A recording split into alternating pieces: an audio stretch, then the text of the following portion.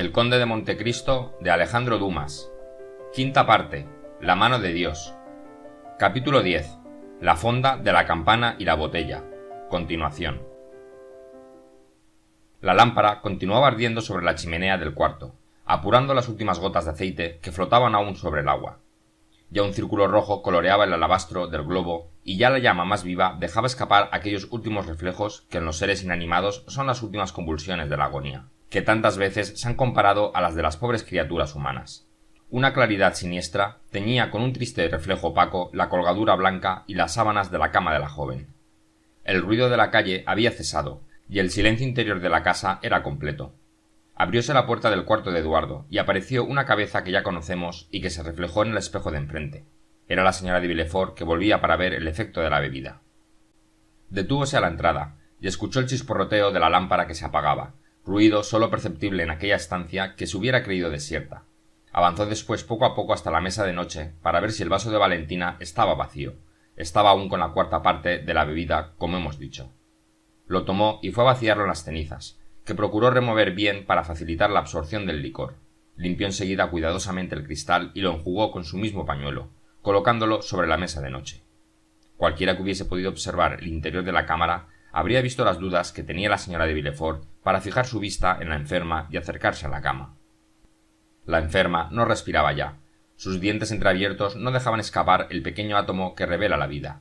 Todo movimiento había cesado en sus blanquecinos labios. Sus ojos, anegados en un vapor violeta que parecía haber penetrado bajo la piel, presentaban como un punto blanco en el sitio en que el glóbulo hacía resaltar el párpado, y sus largas cejas negras parecían puestas sobre una figura de cera. La señora de Villefort contempló aquel rostro tan elocuente en su inmovilidad.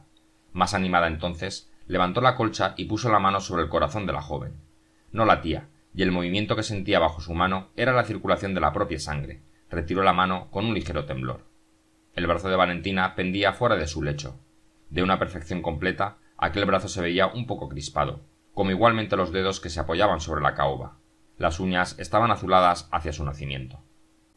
La envenenadora, que nada tenía ya que hacer en aquella habitación, se retiró con tanta precaución que veíase claramente que temía que el ruido de sus pasos se dejara sentir sobre la alfombra. Pero retirándose tenía aún la colgadura levantada en aquel espectáculo de la muerte, que tiene una irresistible atracción mientras la muerte es la inmovilidad y no la corrupción. Los minutos pasaban, y la señora de Villefort no podía, al parecer, dejar aquella colgadura que tenía suspendida como una mortaja. Sobre la cabeza de Valentina pagaba su tributo a la meditación. La meditación del crimen debe ser el remordimiento. En aquel instante aumentaron los chisporroteos de la lámpara. La señora de Villefort, al oír aquel ruido, tembló y dejó caer la colgadura. Apagóse la lámpara y quedó la habitación en la oscuridad más profunda. En medio de ella dio el reloj las 4:30. La envenenadora, espantada, buscó a tientas la puerta y entró en su cuarto con el sudor y la angustia en la frente. La oscuridad continuó aún durante 2 horas. Poco a poco fue penetrando la claridad en la habitación, pero sin que pudiera permitir aún reconocer los objetos. Aumentó y dióles entonces forma sensible. En la escalera resonó la tos de la enfermera, que entró en el cuarto de Valentina con una taza en la mano. La primera mirada de un padre o de un amante hubiera sido decisiva. Valentina había muerto. Para aquella mercenaria, Valentina dormía. Bueno, dijo acercándose a la mesa de noche, ha bebido una parte de la poción. El vaso está vacío en sus 2/3 partes.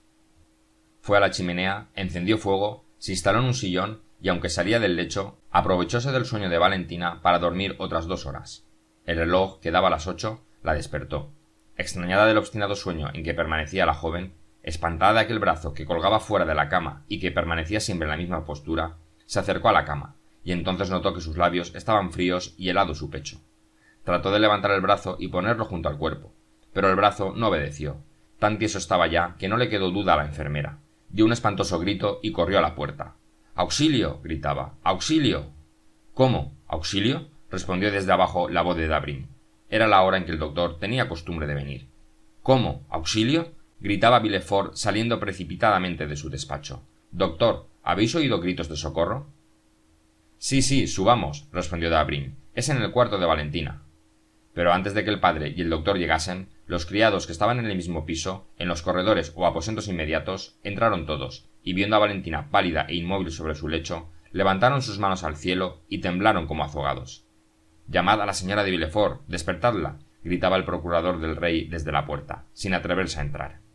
Pero los criados, en lugar de responder, miraban al doctor, que había entrado y corrido hacia Valentina, a la que sostenía en sus brazos. «Aún esta», murmuró dejándola caer. Dios mío, ¿cuándo os daréis por satisfecho?» Villefort entró en el cuarto. «¿Qué decís, Dios mío?», dijo levantando las manos al cielo. «Doctor, doctor». «Digo que vuestra hija ha muerto», repuso el médico con voz solemne y terrible en su solemnidad. El procurador del rey cayó cual si le hubiesen quebrado las piernas y su cabeza se posó sobre el lecho de Valentina. A las palabras del doctor, al grito del padre, los criados huyeron despavoridos, profiriendo sordas imprecaciones. Oyéronse en las escaleras y corredores sus precipitados pasos. Enseguida un gran movimiento en el patio extinguióse al poco tiempo. Todos habían abandonado la casa maldita.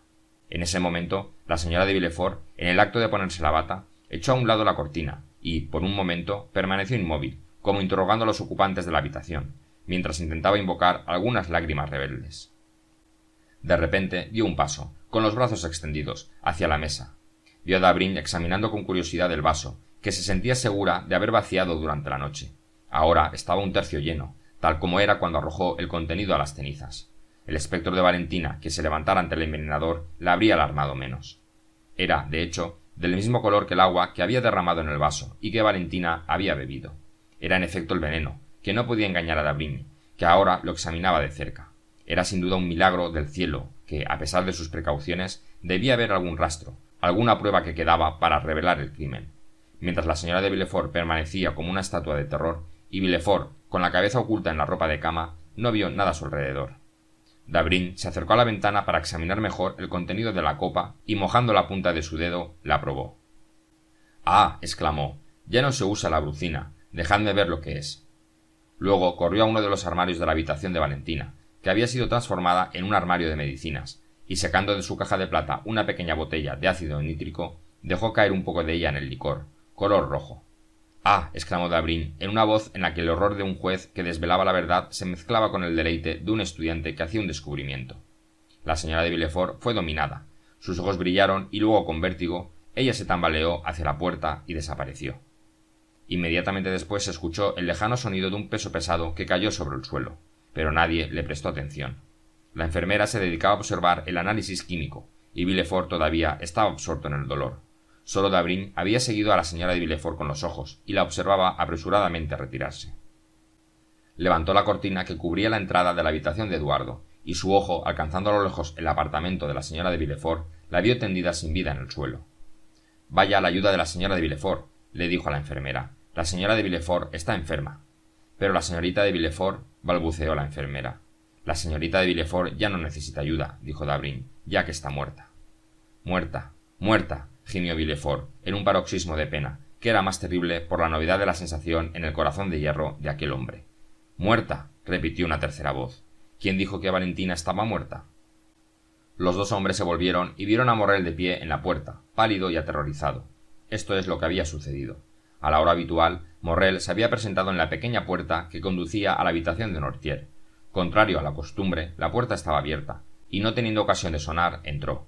Esperó un momento en el vestíbulo y pidió a un criado que lo condujera al señor Noirtier, pero nadie respondió. Los criados, como sabemos, abandonaron la casa. Morrel no tenía ninguna razón particular para inquietarse. Montecristo le había prometido que Valentina viviría, y hasta ahora había cumplido su palabra. Todas las noches el conde le había dado noticias, que eran confirmadas a la mañana siguiente por Noirtier. Sin embargo, aquel extraño silencio le parecía extraño, y llamó por segunda y tercera vez, aún sin respuesta. Entonces decidió subir. La habitación de Noirtier se abrió, como todo el resto. Lo primero que vio fue al anciano sentado en su sillón en su lugar habitual, pero sus ojos expresaron alarma, lo cual fue confirmado por la palidez que extendía por sus rasgos. «¿Cómo está usted, señor?», preguntó Morrel con una enfermedad de corazón. «Bien», contestó el anciano cerrando los ojos, pero su apariencia manifestaba un creciente malestar. «Está pensativo, señor», continuó Morrel. «¿Quiere algo? ¿Llamaré a uno de los siervos?» «Sí», respondió Noirtier. Morrel tiró de la campana, pero aunque casi rompió el cordón, nadie contestó. Se volvió hacia Noirtier. La palidez y la angustia expresadas en su rostro aumentaron momentáneamente. «Oh», exclamó Morrel, «¿por qué no vienen? ¿Hay alguien enfermo en la casa?» Los ojos de Noirtier parecían salir de sus órbitas. «¿Qué pasa? Me alarma. ¿Valentina? ¿Valentina?» Sí, dijo Noirtier. Maximiliano trató de hablar, pero no pudo articular nada. Vaciló y se sostuvo contra el zócalo. Señaló enseguida la puerta. Sí, sí, continuó el anciano. Maximiliano se lanzó a la escalera, cuyos escalones subió de dos en dos, mientras le parecía que el anciano le decía con los ojos: «Más deprisa, más deprisa». Un minuto le bastó para atravesar varias habitaciones solitarias como el resto de la casa y llegar hasta la de Valentina. No tuvo necesidad de abrir la puerta, pues estaba abierta de par en par. Un suspiro fue lo primero que oyó. Vio una figura arrodillada y medio oculta entre la blanca colgadura. El temor y el espanto le clavaron junto a la puerta. Entonces fue cuando oyó una voz que decía: «Valentina ha muerto», y otra que repetía como un eco: «Muerta, muerta».